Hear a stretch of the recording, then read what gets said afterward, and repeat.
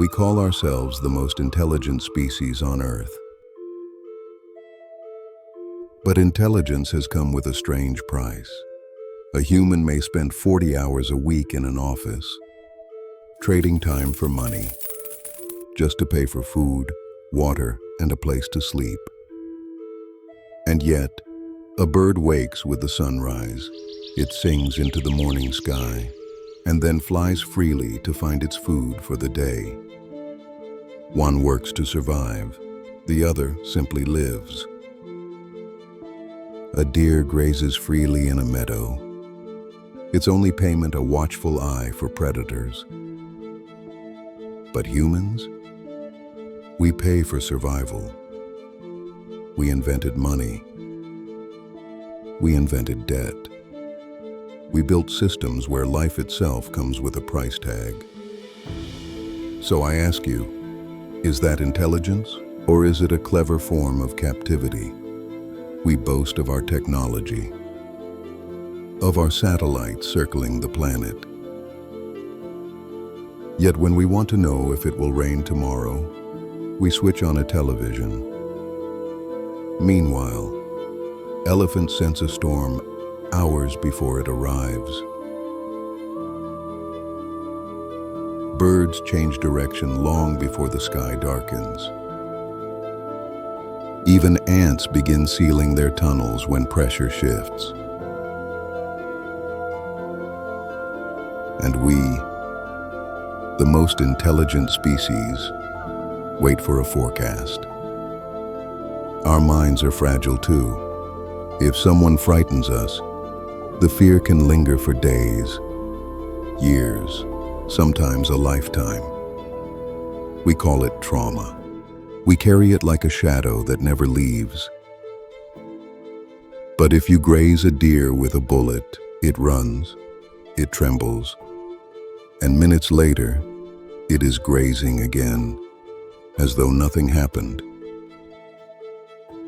So I ask again, is this intelligence? Or have we built a mind powerful enough to trap itself? We kill too, but not like animals. A wolf kills to eat. A lion kills to survive. Humans kill for ideas, for power, for borders drawn on maps. And here lies the paradox. We are the only species that calls itself intelligent. But when we compare ourselves to the animals we claim to be above, it's not always clear who is truly wiser. This is the human paradox. And in this journey, we will ask a difficult question. Are we truly the most intelligent species on Earth? Or are we only the most distracted? Science tells us the human story is simple. We were hunter-gatherers, wandering the earth, slowly learning to farm, build villages, and imagine gods to explain the world. But when we look at the very first people to write history, we find a very different story. The Sumerians, a civilization that rose over 6,000 years ago in the fertile lands of Mesopotamia. They gave us the first writing system. They built vast temples and cities. They studied the stars, charting movements most believed were impossible to see. And in their thousands of clay tablets, they described where humans came from. According to them, humans were created by gods called the Anunnaki. Not created for worship, not created for love, but for work. We were designed to mine gold, to labor, to survive through service. Now, if these were only myths, we have to ask, why? Why would the first writers of history devote so much time to these stories? Why carve them into clay, generation after generation, preserving them for thousands of years? And here is the paradox. Because from the Sumerians, we adopted much of our civilization. Their mathematics gave us the 60-second minute, the 60-minute hour, the 360-degree circle. Their calendar, based on the lunar cycle, gave us the structure of months. Their observations of the stars still echo in the way we measure time, agriculture, and navigation today. We accept their knowledge of the heavens. We accept their systems of numbers, measures, and cycles. We build our modern world on their foundations.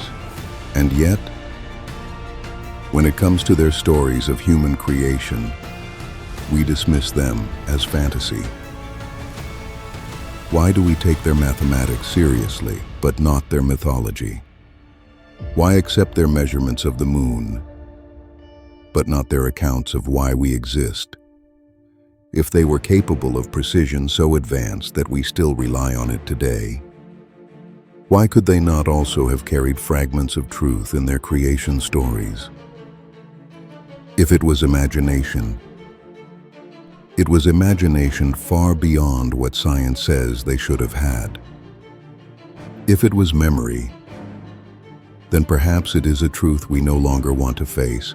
Science insists our ancestors were lucky wanderers inventing gods to explain thunder and rain. But the Sumerians insist we were designed workers, serving higher beings. And perhaps the most unsettling thought of all, thousands of years later, nothing has changed. We no longer mine gold for gods. We mine data. We mine oil. We mine wealth for corporations. The names have changed. The temples have become skyscrapers. But the story remains the same.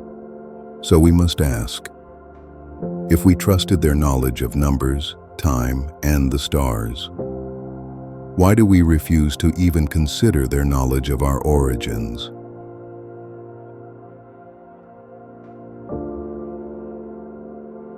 Science gives us another story of our origins, not one of gods or deliberate design, but of chance.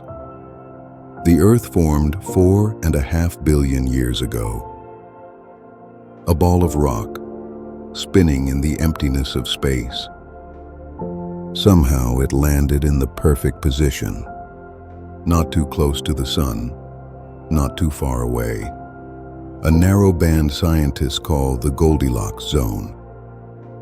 Water appeared at just the right moment, not frozen forever into ice, not burned away into steam, but liquid, the foundation of all life. Then, against impossible odds, chemistry gave birth to biology. Dead matter became living cells. And from those first fragile sparks, evolution began its endless experiment. The odds, astronomically small. Imagine rolling a dice with 1 trillion sides and hitting the same number again and again and again. And yet, it happened. From simple cells to complex organisms, from fish to reptiles, from mammals to humans. Each step an accident, each step a victory against chance. But here is the paradox. If chance alone guided us, why did it guide us here? Why consciousness? Why intelligence? Why a species that can question its own existence when no other life form on Earth seems burdened with this ability?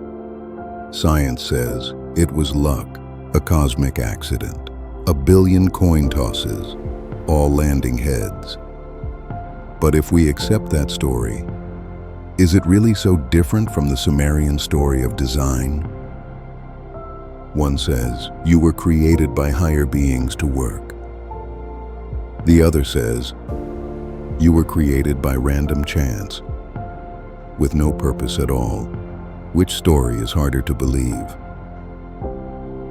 That everything was orchestrated with intent, Or that everything we are is the result of blind chaos, an accident that just happened to succeed? And perhaps both answers feel unsettling, because whether by gods or by chance, the outcome is the same. We find ourselves here, working, surviving, searching for meaning,